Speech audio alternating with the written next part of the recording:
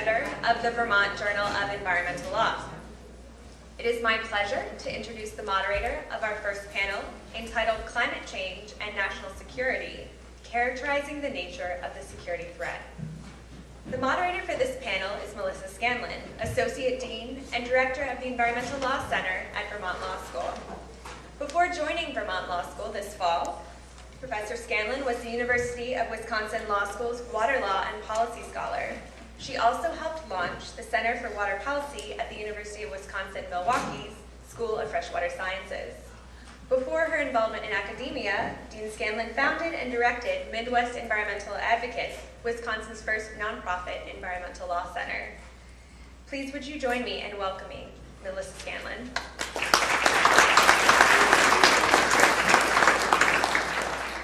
Thank you. I get multiple welcomes today. We are going to run our panel on time, and this is about characterizing the nature of the security threat. I'm going to introduce each one of the panelists when it's their turn to speak, and then at the end we'll have enough time for questions and hopefully a really interesting back and forth with our great speakers. So first up, we have James Baker. He is currently the director of Forest and Land Use Measurement Program of the Bill, Hillary, and Chelsea Clinton Foundation. And there he's working with developing countries to protect their rainforests by providing technical assistance and access to satellite data. He's also a member of the Technical Advisory Panel to the Forest Carbon Partnership Facility of the World Bank, the U.S. Commission on Climate and Tropical Forests, and the Advisory Panel on Small Nuclear Reactors for the Department of Energy. He's a visiting senior fellow at the London School of Economics and an adjunct professor at the University of Delaware.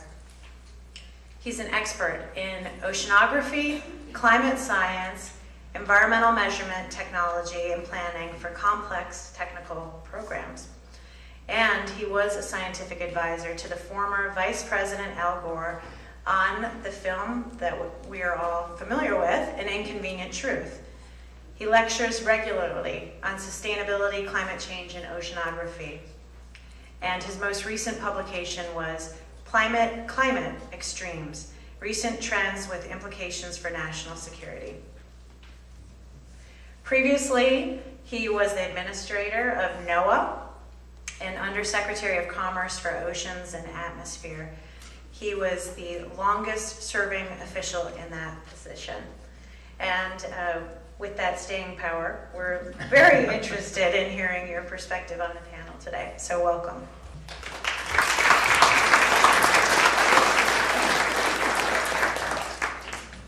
Thanks. It's a real pleasure to be here. And from our first visit, my wife Emily is here with me, and we're enjoying being here in Vermont at the tail end of the leaf season. And John, thank you for that wonderful summary of the issues. Although I have to say I'm not completely comfortable with thousands of small nuclear reactors around the world. Maybe this is a conflict issue in itself. And I hope that at some point we can talk about the green solutions to mitigating carbon, the fact that it's only a small amount of additional topsoil carbon retention that could take up a lot of the CO2 from fossil fuels is a subject. It's not quite ready for prime time, but I think it's something that really can happen. So it's a really good topic. So I think with that summary, I think everyone has a good sense of the issues, and I think we're going to delve in now to some of the details. And as you know, we've all been seeing anomalous weather, or what appears to be anomalous weather, in the past decade or two. And one of the big questions is this real? Is it something that's going to continue? Is it just natural variability, or is it somehow caused by greenhouse gas warming? These are all questions that are, I think, fundamental to our understanding of climate change. And as a consequence, the CIA and the national intelligence community asked the question, where and when will greenhouse gas warming lead to conflict around the world? Can we predict? And I'll report on a study that was published at the end of 2012 that was sponsored by those two agencies, basically updating the IPCC 4th assessment. Now we have the 5th assessment that just came out. Where's the strongest science?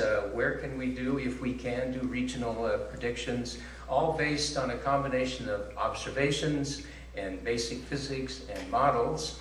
And I have really essentially two co-authors. One co-author is Mike McElroy of Harvard, and the other co-author is Tom Paris, who is sitting back here, who did the chapter on observations, and I'll be drawing heavily on that chapter, and Tom will be happy to take any questions. No, just kidding. We did have a review by a series of experts, and let me just move down here. And we had the support of iSciences Corporation, where Tom works. Rick Ciccone is the president of that, looking at these issues. So what did we find? Here's the study findings. This is going to be a very short summary of a very long report, but the bottom line is that it is getting warmer. We are seeing more extremes. We're seeing climate impacts happen faster than anyone predicted. We can see very strong reasons, evidence for the fact that the risk of droughts, floods, heat waves, wildfires, destructive storms is all expected to increase. All of these changes affect the factors of national security, water, food, energy, and civil and military infrastructure. And this, as John said, I think very well, we need to have our monitoring systems in place, just not only for the science, but also for the social changes that are taking place. We're losing our capability for monitoring as the funding for our satellites disappears, and we don't yet have in place the capability for these social impact monitoring, which is so critical, notwithstanding all the work that the NSA is doing, still not really monitoring the fundamental sociological changes that are taking place around the world. Well, we're definitely seeing more weather extremes. If you thought it was rainier last summer or warmer or whatever, yeah, it was. And so let's just take a look at some of these things. What we've done here is to try to look at how often do a 1 in a 10-year event happen, or a 1 in 30-year event. This first graph that we have here is the proportion of land surface area that has been experiencing temperature extremes, that is 1 in 10-year events. And this is something that has been rapidly increasing. In other words, you look at a particular area of land and you ask, are we seeing more 1 in 10-year events than we saw 10 years ago or 20 years ago? And you plot that figure, you can see that's definitely rising. And it's not just the proportion of land around the world, but it's the land where the population is. It's the land where we grow cereals, for example, where we grow food. We've done that analysis, and you can use different baselines, and you really see the same.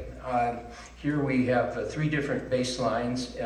We're seeing more extremes in the past decade than in any other decade in the last 100 years. And by the way, I should say this report is online, and I'll show you the website. But if you go to Harvard Climate Extremes, you can pick up the report, all of the graphs, and the detailed discussion. Harvard Climate Extremes. But using a different baseline, we see the same. More extremes in the past decade than in any decade in the last 100 years. So yeah, we are seeing that. Another way to put that is relative to our grandparents' generation, not our parents, but our grandparents. Over 30% of land area has recently experienced abnormally warm weather. If there were no secular trend, we would expect not 30%, but more like 3%. So we're really seeing a major change. Today's climate is not our grandparents' climate. Okay, well that's interesting statement, but the fact is that that's not driving the way we build our infrastructure. You know, we build our dams and the way we divert rivers and the way we handle water supply and so on. Well, you look at the past 30 years of climate and you say that's what we're going to use to project for the next 30 years.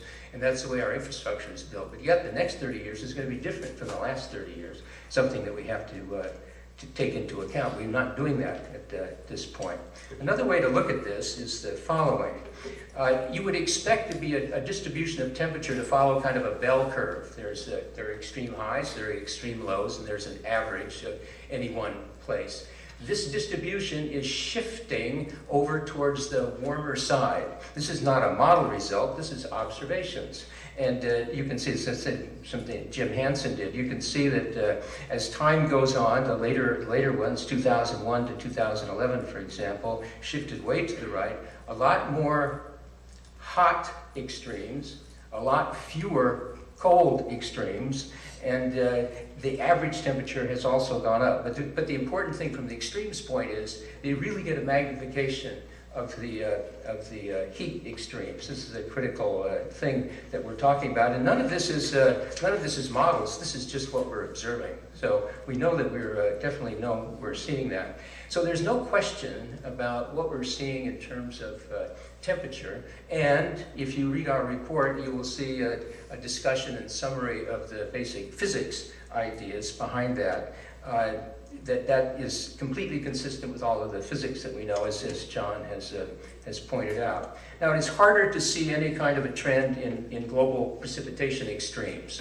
You plot out the numbers, you don't really see anything stand out here. Maybe a little bit more rainfall at some points at the graph there, but I would say compared to temperature, you really don't see a major thing. But where you do see a difference, big difference, here is regionally. In Pakistan, for example, this is the Indus River Basin that John was just talking about. You can see that in recent years, there's been a tremendous increase in the amount of water per storm, per rainfall storm. The same is true, same but opposite is true in the Eastern Mediterranean, where in fact it's been very dry in the past decade. And of course, from a national security point of view, what you care about is where are these things happening? That's really the critical point. We're also seeing more wet storms. This is a graph of what's happened in past years, and you can see that the 3 inches of rain per more a day, the far right, is one of the major ones that stands out. A warmer atmosphere is a wetter atmosphere, basic physics. And as the atmosphere warms, it holds more water vapor. As a consequence, all the storms have more rainfall, and you don't have to go any further than the Garden Clubs of America bulletin. You don't have to read a scientific paper on this. Read the Garden Clubs. They'll point out that the zones are moving north, and there's more rainfall per storm. So we're definitely seeing this. What are some of the other implications? As the temperature of the tropics warms compared to the poles, there's less of a temperature difference between the equator and pole. As a consequence, the jet stream is weaker and it meanders more. This is one of the reasons that we had the year without a winter a couple of years ago, for example. The enhanced Arctic warming leads to a more meandering jet stream, more extremes, particularly in winter. You get these either very cold or very warm times. We also know that you can see the impacts of stronger storms in the North Atlantic as the atmosphere gets warmer. So let me just quickly run through 3 examples here. One is Pakistan floods. This is something happened 2010, 2011. We think we have a plausible explanation of why that happened. The explanation, unfortunately, comes after we saw the event, not before, so it was hard to predict. The big Russian heat wave is another example of what happens when you get these very large extremes. And the third one that we wanted to point out is the Mexico drought, which also is a good example. Well, all of these things, I'm coming to the end of this now, all of these things will be felt globally. Here's a global picture from the IPCC, latest IPCC assessment. And if you can look there, you can see in the, particularly around the equator and a little bit north, you see the yellow and red areas, particularly for the later times. This is an expansion of the equatorial circulation, which is completely consistent with what we know about the physics of how the system works. So we know that we're getting this impact from the warming. We also know that there's natural variability of the system, and just as an example, let me remind you about El Nino. We know what happens with El Nino, storms in California. We have changes in the Midwest in the US, drought and fires in Indonesia. So superimposed on the global warming impact is this natural variability of El Nino and other such things that one has to build into the system. And so when we try to do the predictions, we have to do both of those things. And then just to finish up from the IPCC fifth assessment, you can see that there's a series of heavy precipitation is up, droughts are down in North America, Northwest Australia, but droughts in the Mediterranean are up. Cold days and nights are down, whereas the warm nights are up. And we get these stronger cyclones in the North Atlantic. So just to conclude, we are seeing these things. The data shows that it's statistically significant, and it's all consistent with the physics of greenhouse gas warming. That, combined with natural variability, is leading us to more extremes, and as a consequence, the more likelihood of conflict, which you're going to hear about more in the next talks. Thanks.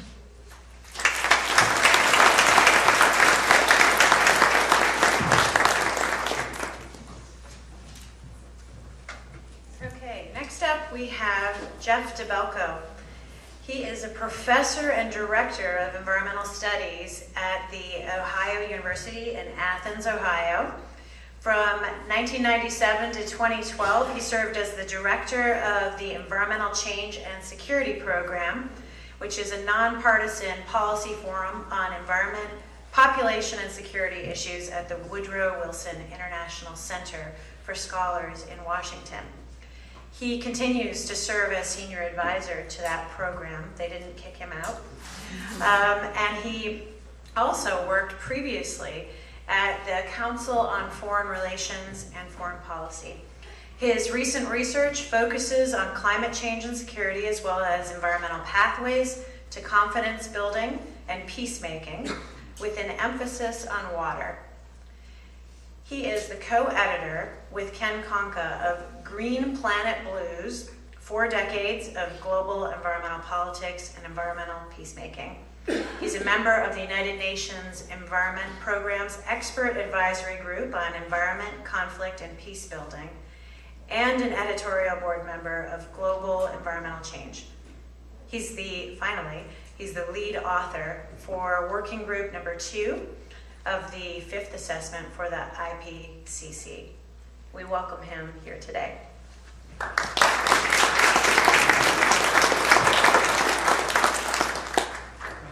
Good morning.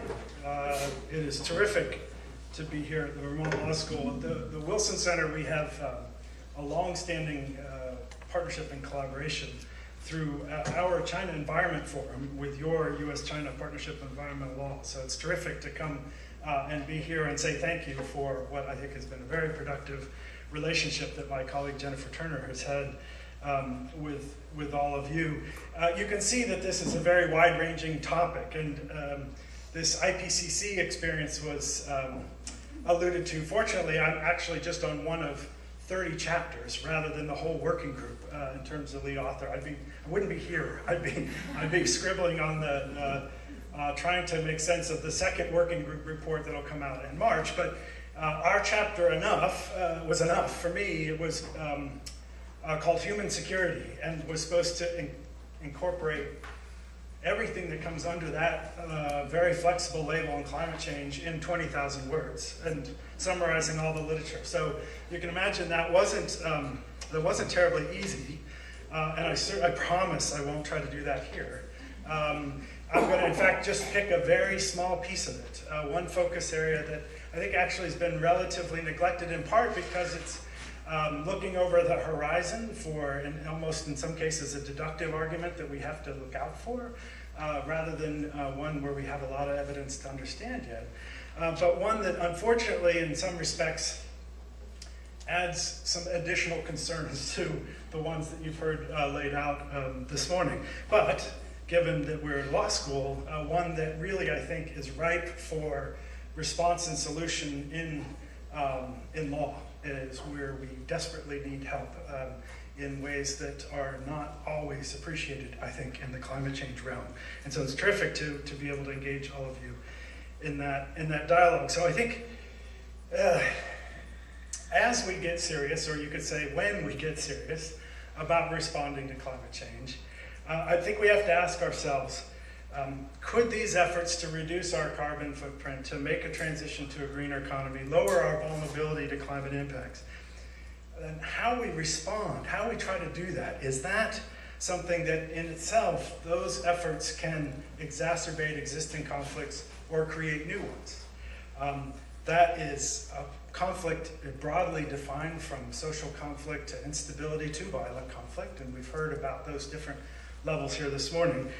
We cannot assume, as we might like to, that a transition to a greener economy, a lower carbon footprint, will be not just a good thing to do, but an easy thing to do, or one where there aren't lots of winners and losers, and there isn't potentially conflict. So in that sense, we have to find ways proactively up front to go in with our eyes open to minimize that conflict and try to do it in a way that, even if it's from an analogous area, try to adopt best practices and think of these issues ahead of time. I think also more ambitiously, won't spend as much time on, but also look for opportunities where, as we work across some of these areas, there are actually real potential for co-benefits for, say, a climate adaptation intervention that could help with a development challenge in a fragile state that is also a post-conflict set. So you get peace-building benefits, development benefits, and adaptation benefits, and this is where I think it's actually often around issues of rule of law, so where you guys come in. That's unexplored territory, and so one that we also want to see that glass half full opportunity.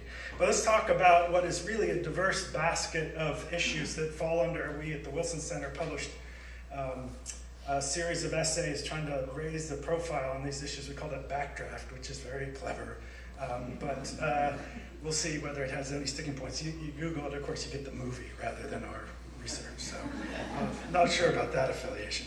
But so we have a basket of different issues. So first, different alternative energy types or renewable energy types. How does this connect? How do we have or anticipate potential conflict from moving, say, to bioenergy, to biofuels? Here, I think we do have some evidence. When the Europeans decide that they're going to go to, what was it, 10% renewables in their transportation sector by 2020 and started big demand for bioenergy that was sourced outside of Europe, you now see, whether it's in Liberia or Malaysia or Indonesia, accelerated deforestation, conversion to palm oil, and that encompasses, in many instances, a lot of social conflict, given what some of the trade-offs for growing food rather than growing energy can entail. And so I think we have the beginnings of some evidence there, and to their credit, they've realized some of these unintended consequences of trying to do right by conflict could actually exacerbate more local natural resource issues.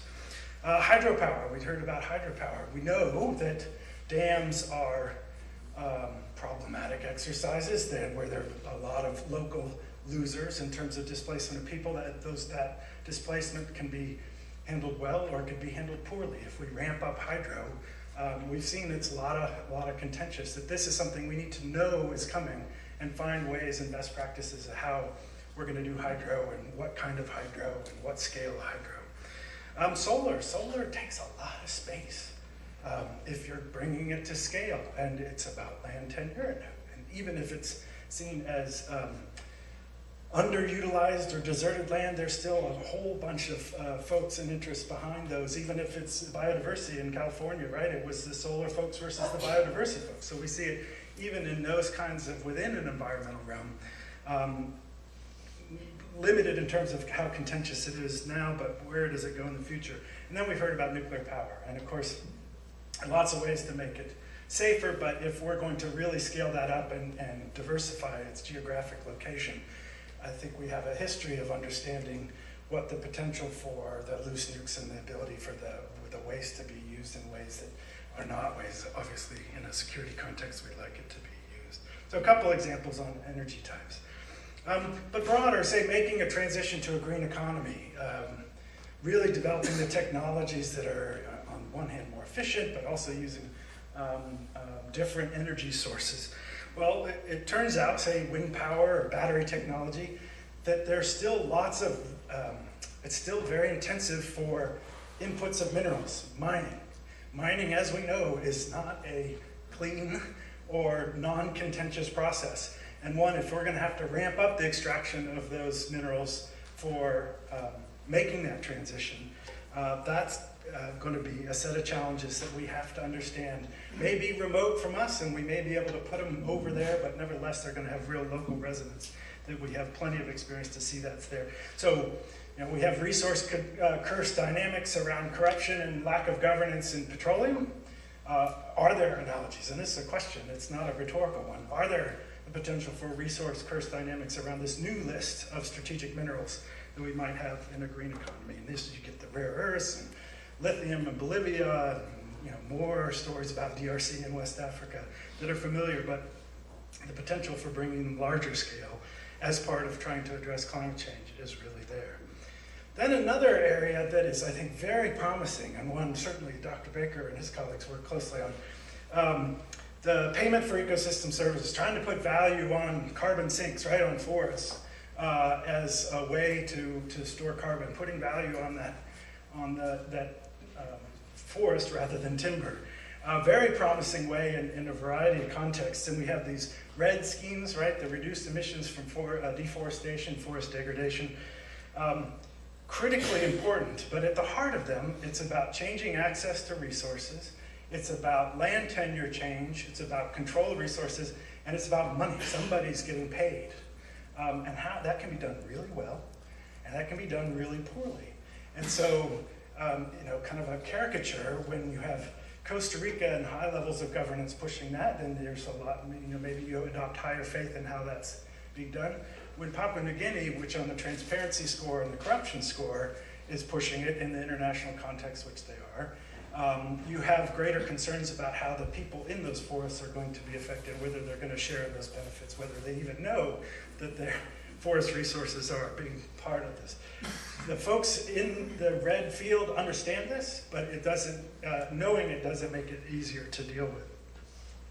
I think the kind of corollary to that is what we have lumped under a broad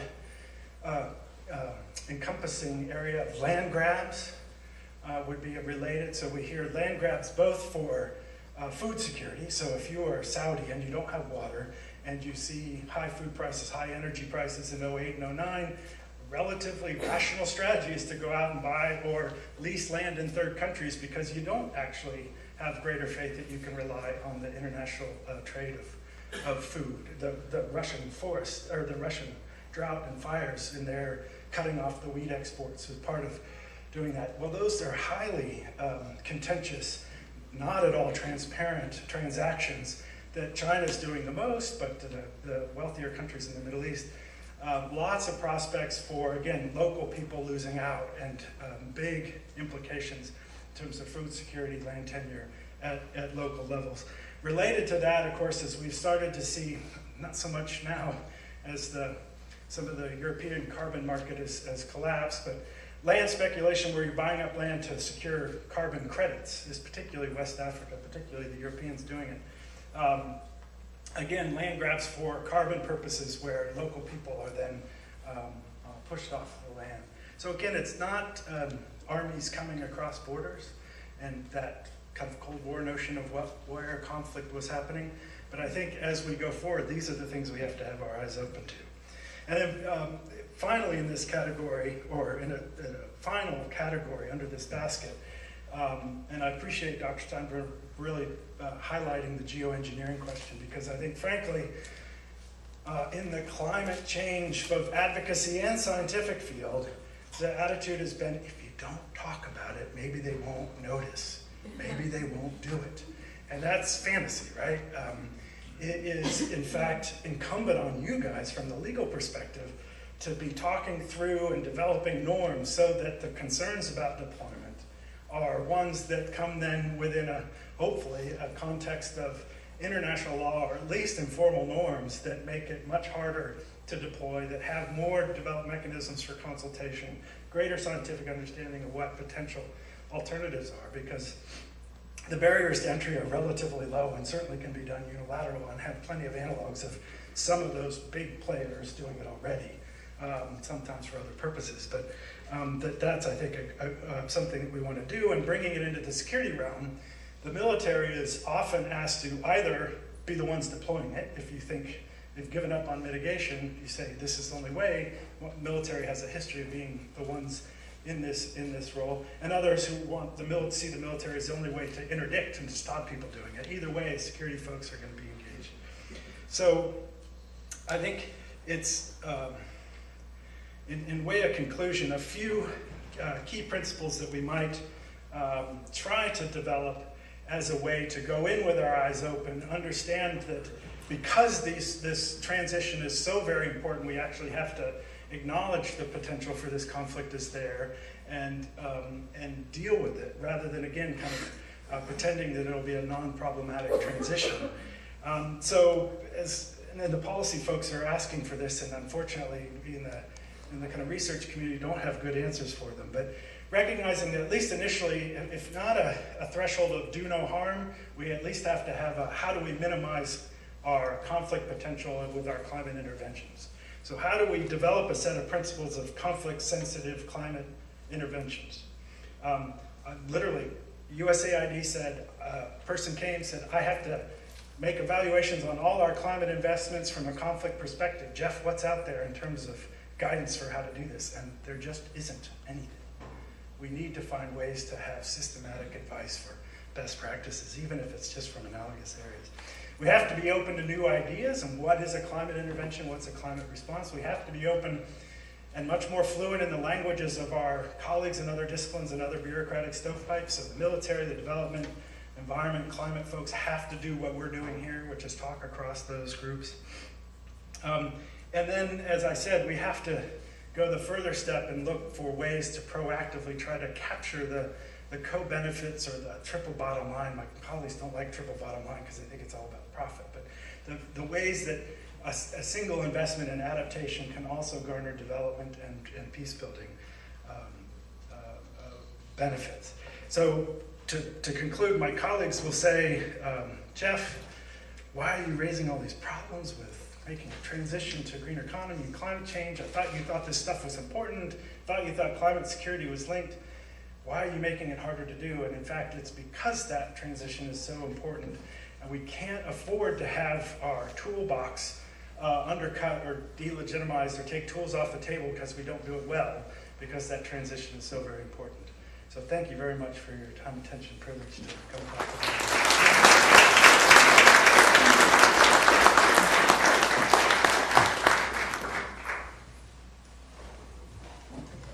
you. Okay, and finally, we have Dr. John Steinbruner. I'm going to give you the abridged introduction since you already had the keynote. Dr. Steinbruner is the director of the Center for International and Security Studies at the University of Maryland. And prior to his work at the university, he spent about 2 decades directing a program at the Brookings Institute. So please join me in welcoming him to this panel.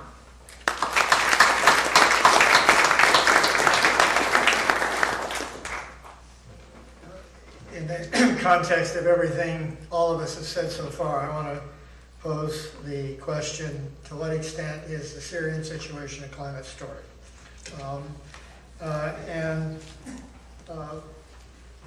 Just as background, the attempts to show a global effect of climate on the outlook of conflict have suggested that up to this point, climate dynamics have at most a marginal effect on the global instance of civil conflict.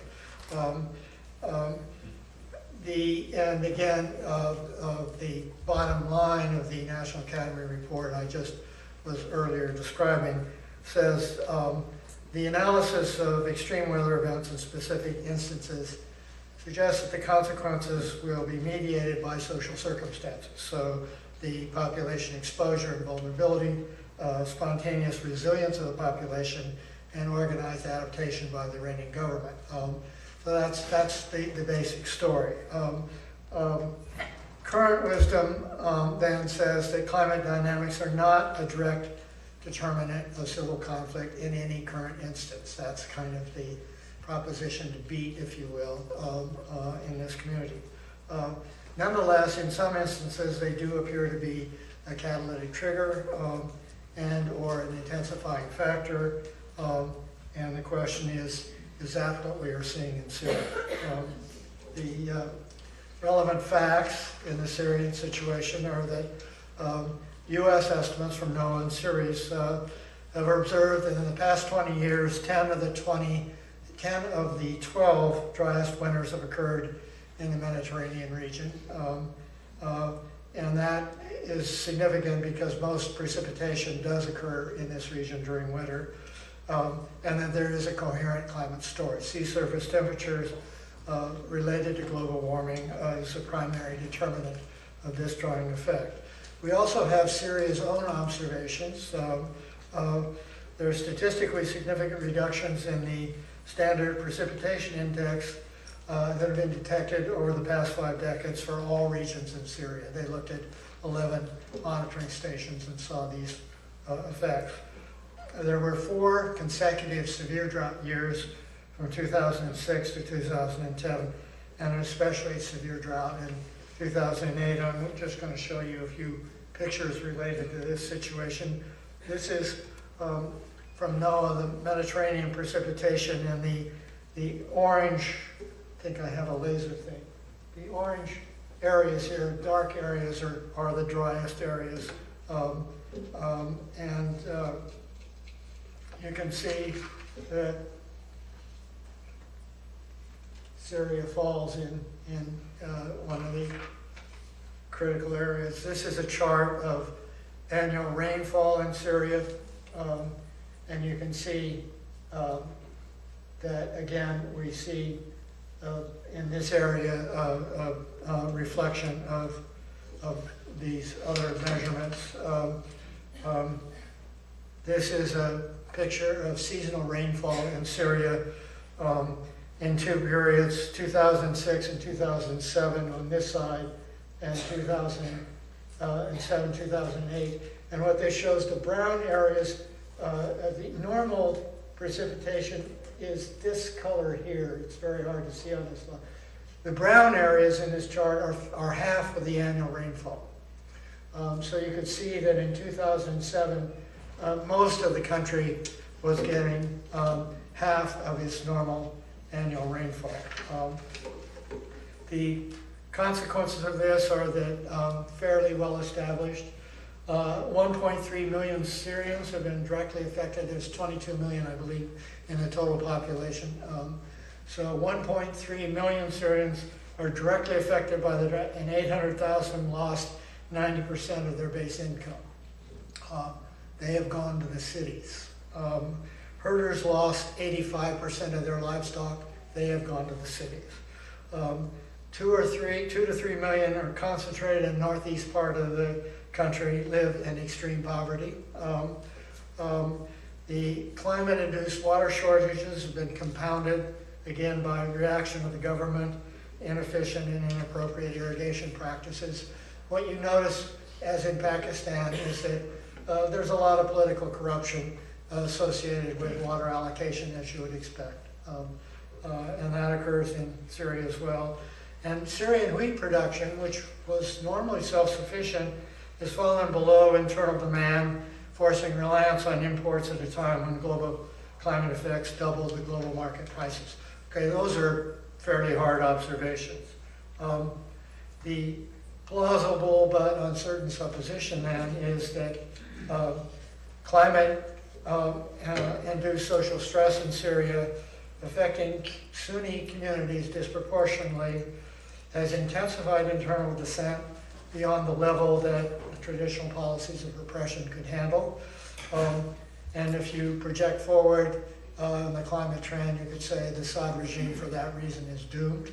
But it is severely handicapped the insurgent opposition as well, putting tremendous burden on the society and giving it real difficulty in resolving its internal conflict. That's an uncertain story. We cannot prove this, but climate does appear to be meaningfully implicated in this, and I'll just show a final slide. The ethnic composition in Syria. This area here with this color are the Sunni areas, and these are the Kurdish areas. That's where the opposition occurs. The regime is based primarily in this area here. So you can see that a lot of the climate effect is disproportionately falling on the dissident communities. It does appear to some extent to be a climate story. It's not the full story, but that is part of it.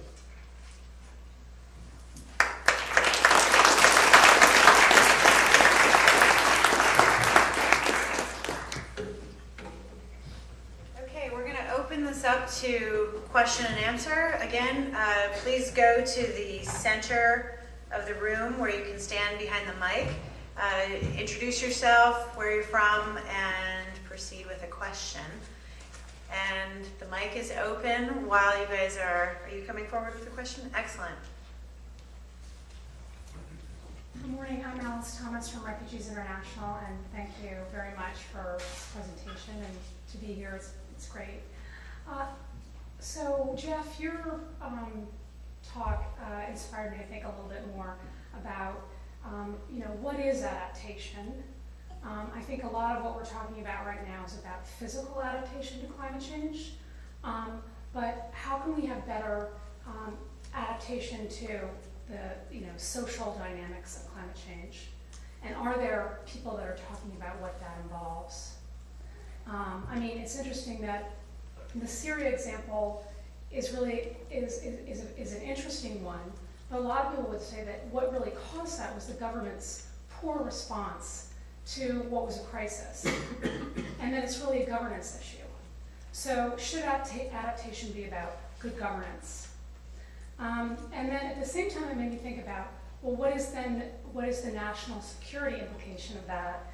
And that warrants some more discussion about, well, what do we mean by national security? Because from a humanitarian perspective, which is where I come from, it's about human security, but we're about to have a panel that's going to be much more about the kind of military conflict aspect of national security. So I'm also interested in the panelists' view on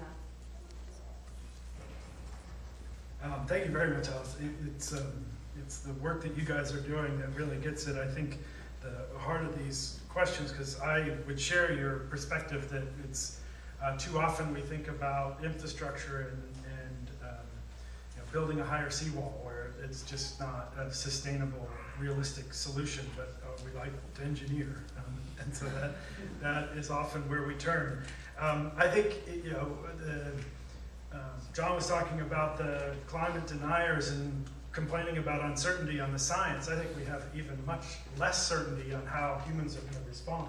It's the social sciences where we actually know much less compared to the hard sciences. And so that is makes it really challenging, but is also, I think, recognized as critical.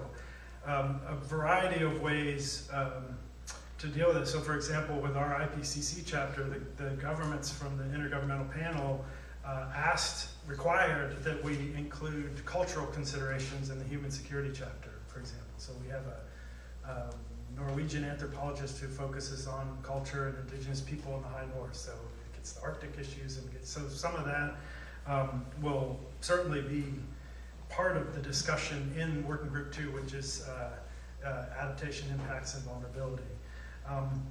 I think the hedge or the response given that uncertainty is to fall back on broader principles of trying to increase the flexibility of populations to respond to whether it's variability or fundamental change. So we have the rise of resilience as a frame to deal with that in ways that lower vulnerability. I think to me this is also an example where I mentioned we need to be more flexible about what's a climate intervention. And so, for example, the work that you guys do in terms of people moving, people move as an adaptation strategy to all sorts of stresses historically.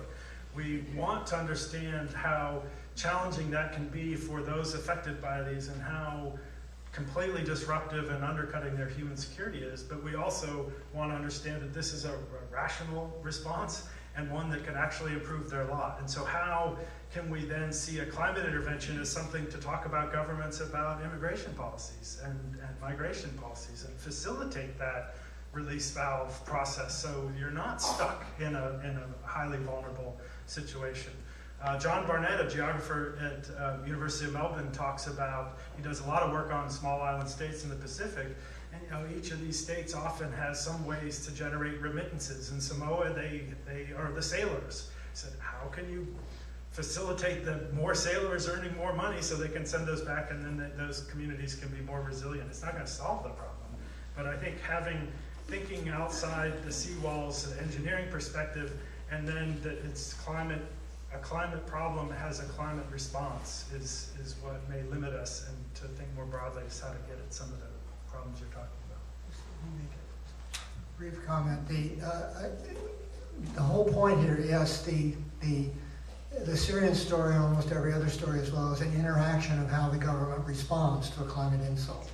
But what we're seeing here is an unusually severe drought situation and a government unable to respond constructively. And that is going on for some, to put it mildly, if we're looking at interminable conflict in Syria, we're looking at big trouble within the region. And I don't have to tell you that we do not know what to do about it right now. Can we walk away from this? Can we just let it go and see what happens? Or are we going to have to do something? This is big trouble for us as well. Hi, I'm Kate Jastrom from the University of California, Berkeley. So following Alice, the refugee people are coming up here because that's my area as well.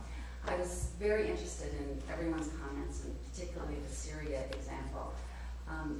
Certainly just informally thinking back on many armed conflicts, those in Central America in the 80s, those in Central Africa in the 90s, were characterized by not only resource wars, we might say, but land inequality and extreme population pressure. And I just wonder if the panel has thoughts on how those play in, and specifically perhaps in the Syria example. Thank you. Again, it looks as if an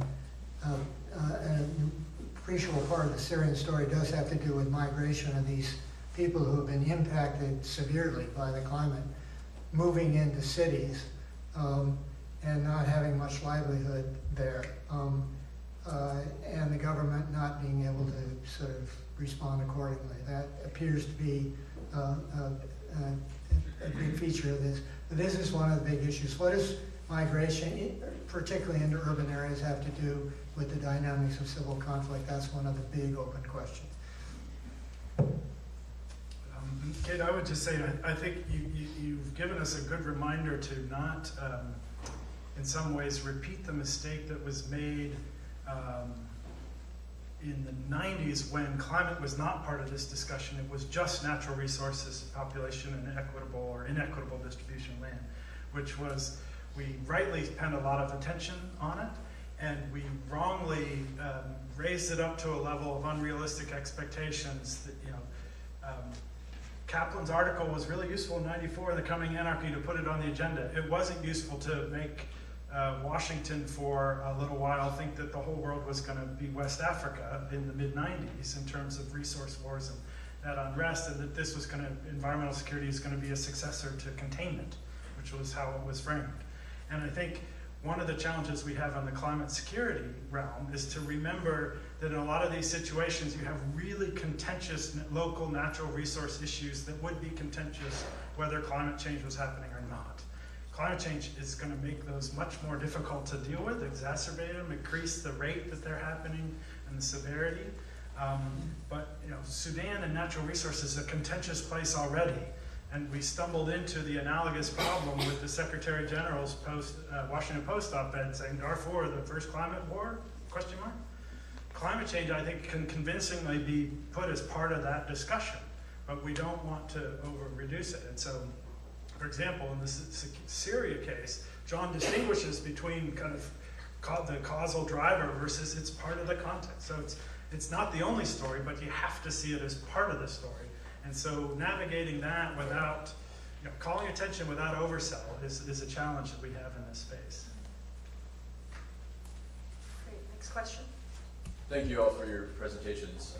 My name is Jonathan Bledsville. I'm managing editor here at the Vermont Journal of Environmental Law. My question is related to the Syria and Pakistan example in the context of distributed justice. So Syria and Pakistan are arguably victims of climate change, but my question is, how are we targeting specifically the BRIC countries, Brazil, India, China, and Russia, who are driving climate change, and these issues of security impact them, specifically China and water scarcity.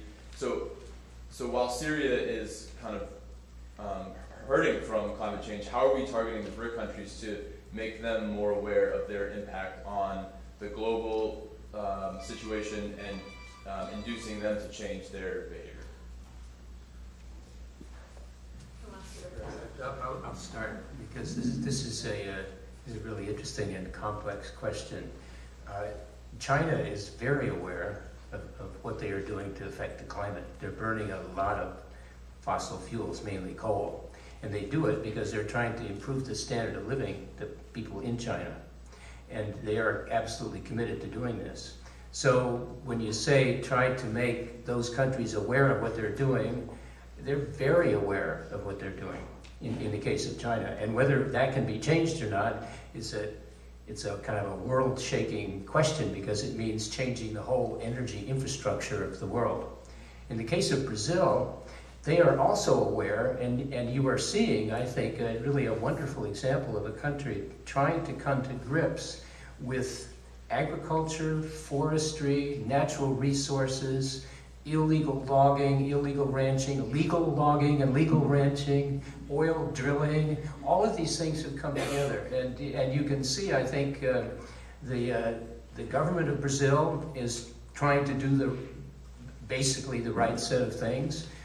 The provinces are also trying to do it, but there are many forces at work. I would say the good forces, those that are driving towards conservation and trying to make Brazil sustainable, I think are on the upside at this point. But I think, once again, I think Brazil is very aware of what they need to do. Russia is a different question. There are other experts on Russia, so driven by energy issues, and the fact that they need to have the cost of natural gas at a certain price, otherwise they're going to go under. It's a huge issue. And India is kind of similar in the case of trying to govern and provide food for people.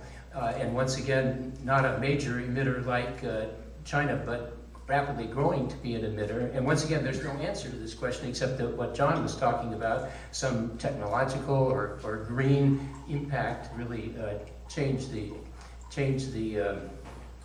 way in which they deal with energy issues. That only answers part of your question, though, which is also a set of conflict and socio-political issues. So why don't you pick those up?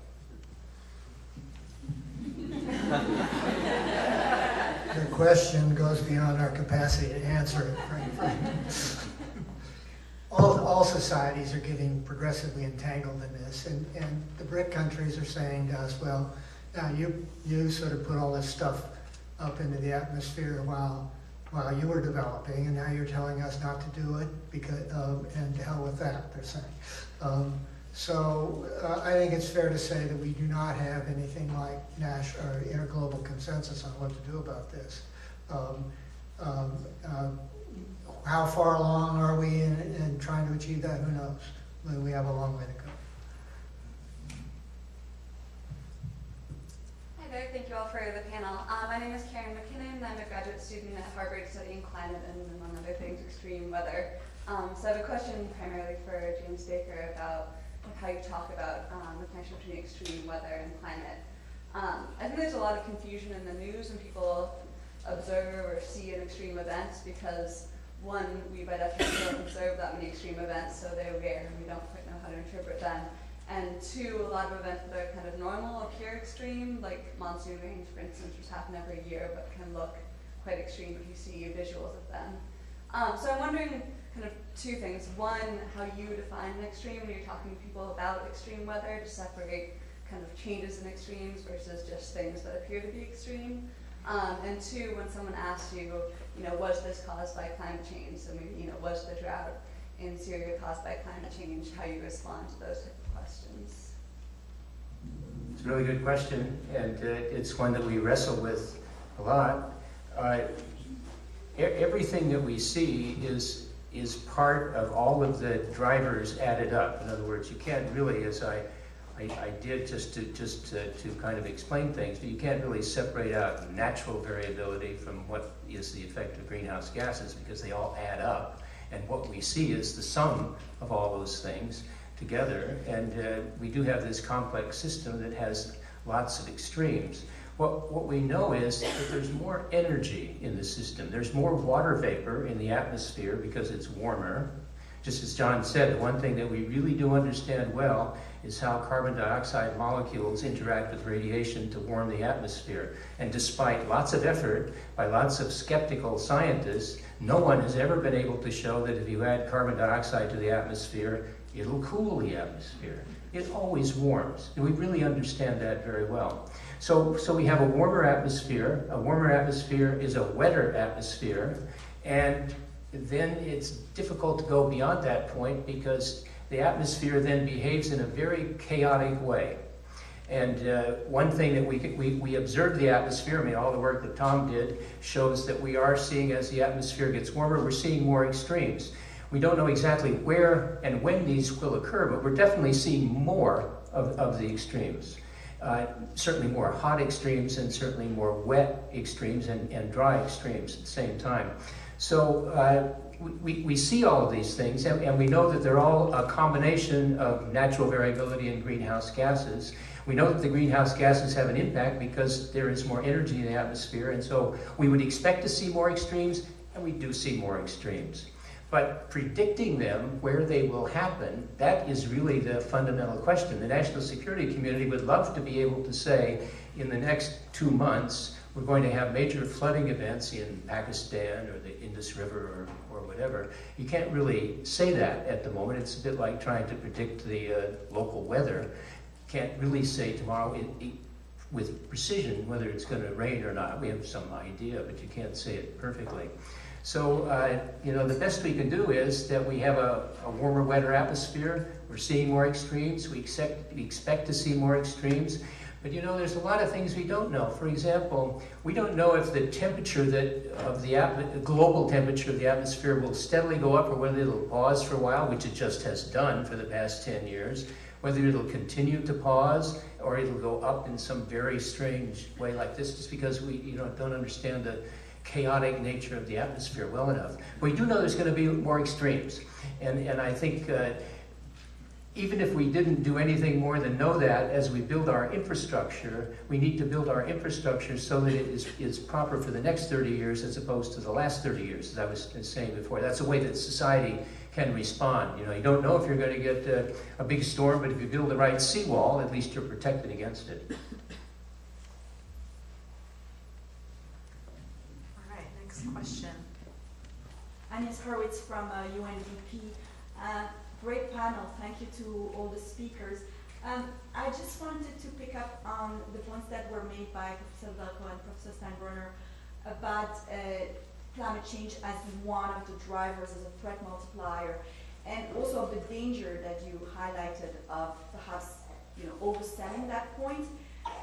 In the case of refugees, and I'm also here really more in my capacity as a refugee lawyer who worked on climate change and displacement, we really were faced with that dilemma. In fact, in Somalia and Kenya, where we had some refugees that came across the border to Kenya, and they were really, when they were interviewed, saying, we're really fleeing because of the drought, because of famine, because we And because of the arrangement between Kenya and Somalia, these people are protected regardless of the actual cause. So there's not really an interview into, whether they were persecuted, etc. But Kenya, the government has picked up on that and has made some concerning statements on the fact that really people are coming not because they're fleeing the conflict, but because they're fleeing, drought and famine. Kenya does not have an obligation to protect them. So we have to be extremely careful because, as we will discuss later this afternoon, the normative instruments that we have at our disposal as the international community are not yet completely able to protect these populations. And so we much safer saying they're just fleeing conflict, period, than starting to try to have, a sort of slightly more nuanced analysis of the multiple drivers that, contributed to the situation and the different situations that the populations are faced with. Amen. Does anyone want to comment? She's right. All right, next question. Good morning. My name is Nora Greenglass, and I'm a student here at BLS. I'd like to thank you all for both your presentations this morning and the work you've contributed on this topic. I've done some work in the past on the intersection of land use and land use change, sustainable development, and climate change. I'm really familiar with these issues from the policy standpoint, but I was wondering if you could speak a little more to some of the legal sticking points. I think the policy conversation in some arenas is moving forward quite quickly on these issues. You mentioned RED, which is something I've been involved with in the past, especially in Brazil and some of the other developing countries. I think that a real danger that you mentioned in one of the presentations was that we need to have the legal framework right in order for these policies to succeed, because we very much need it to succeed. So I was wondering if you could speak a little more to some of those legal issues and sticking points that you might see coming down the road. Well, if I'm not mistaken, with not one lawyer up here. So it's a free-for-all. Yeah. So we venture into this. I would very superficially just say that it has struck me as a non-lawyer that the folks, goes again to my notion of what is an appropriate climate intervention, and also the keys to achieving some of these co-benefits across areas. Talking to the peace building people, talking to the development people, one of the key things that they are interested in doing in a post-conflict or a fragile state is strengthening rule of law and dispute resolution mechanisms to avoid conflicts escalating. And in many of these instances, there are conflicts around natural resources. And so to try to reduce vulnerability, increase flexibility and resilience, back to Alice's question, that it would seem that there should be some common interventions that allow you to make that are around rule of law and land and clarity and land tenure that could have benefits in each of those areas. And in a resource-constrained environment from a development assistance perspective, as well as host government perspective, that finding not silver bullets, but ones that are going to give you those multiple benefits is where we have the real prospect for both achieving results on the ground, but also coming back and saying you're going to get a bigger bang for your investment buck in if you're sitting at AID and figuring out where you're going to place your bets in terms of your resources. Let me make another non-lawyer comment.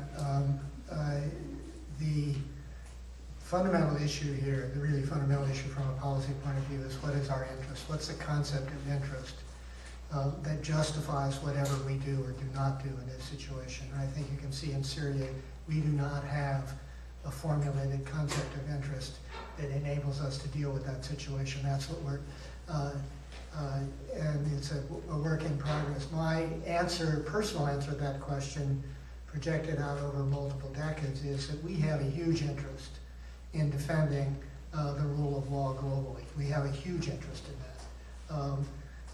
And that we have a huge agenda in understanding exactly what that means in certain circumstances. But I think that is what's at stake in Syria, and I don't think we can walk away from it from that reason. Just one other point. In a way, it's just as important to have good law enforcement. This has been one of the major issues in forestry. Not so much the fact that the laws are not there, but in fact they're not enforced. Our experience in Indonesia has been that as agreements come closer and closer to be reached for preserving peatlands or forest areas, and the local officials agree and the regional officials agree, then the big resource companies move in, bribe the officials, who then rescind their permission, and the project never goes anywhere. And so you have this issue. It's not a technology issue or a science issue, but a law enforcement issue that is very serious around the world. Good morning. My name is Crystal Abbey, and I'm a staff editor here at Vermont Law School. And my question is for the entire panel. I'm going to write that here. How do we respond to neo-colonial and industrialization arguments in the context of climate change? How do industrialized nations facilitate greener practices for industrializing nations? Well, I can just give one quick one, and that is the supply chain. I think it's one thing that's very, very critical for preserving tropical forests, because if you can have companies that import timber, make sure that they are importing timber from a sustainable forest development, then in fact it's possible to have the whole chain really work. But there are many links, and each of the links has to be strong.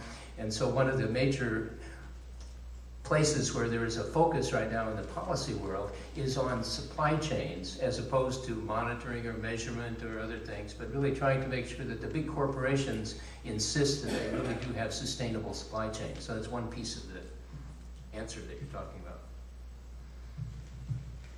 Just a small piece. In Congo is one of the worst ongoing civil conflicts in the world. Something like 5 million people have died in the course of a decade there, and we're really not on top of it.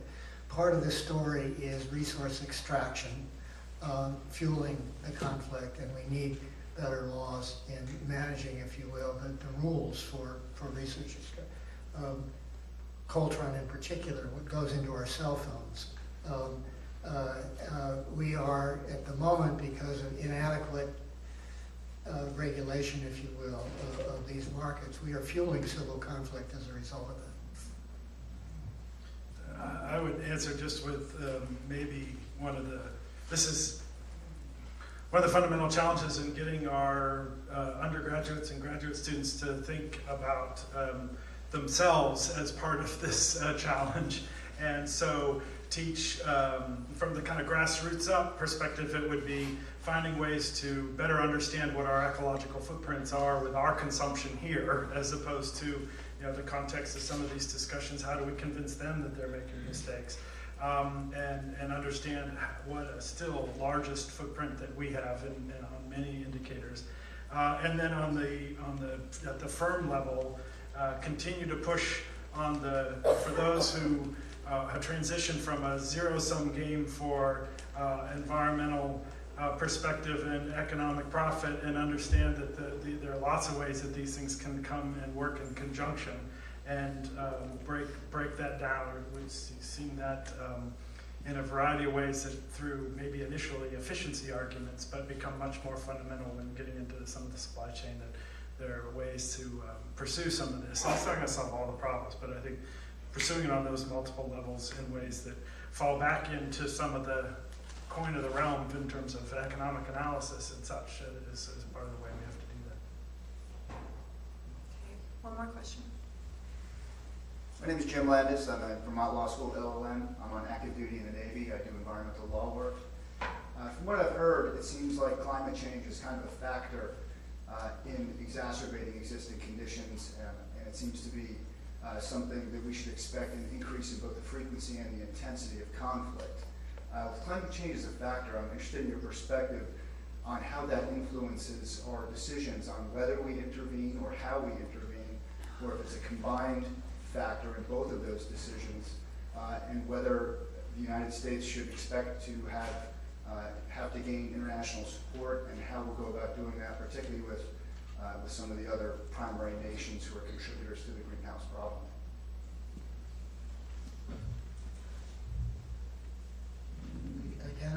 think the fundamental issue here is to formulate the concept of interest that supports valid intervention, put it that way, or equitable or effective intervention. And I think what we're likely to learn as we entangle ourselves in this is that the critical ingredient in any successful intervention in civil conflict is legitimacy, absolutely.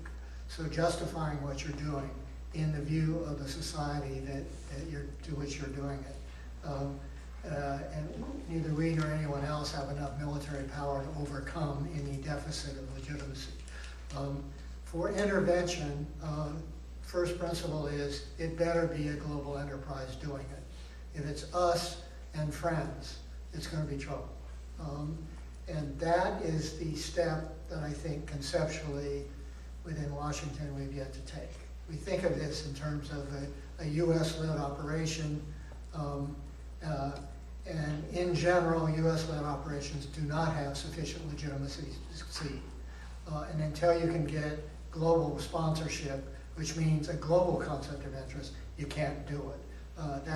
Those are my sense of the sort of very deep and open issues on this. I maybe one step back from the making decisions about the interventions to put it in the context of the challenges we have in terms of international law in this space, or at least with the UN, we had consistently see a much greater willingness to deal with these issues in post-conflict settings and reconstruction and peace building, and a great hesitancy on the prevention side or the intervention while ongoing. And it falls back into kind of an absolutist approach, particularly of the G77 plus China developing country perspective, which is the sanctity of sovereign control of resources. And so, as hard as it is to conceive, Vice President Gore is talking about the Brazilian Amazon being the lungs of the earth, is directly responsible for the Brazilian military really taking seriously the notion that the US would intervene to stop deforestation.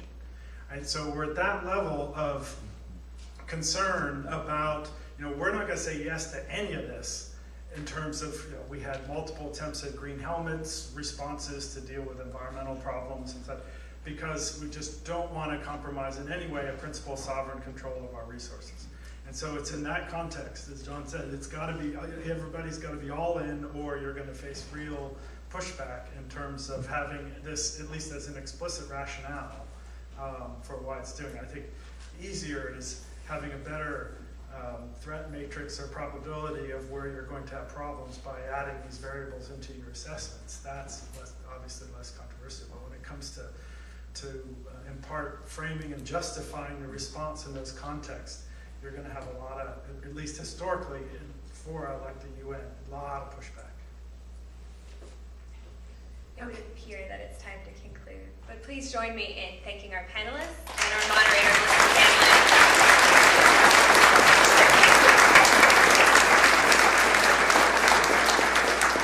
There will now be a 15-minute break. The next panel begins at 11:15. Thank you.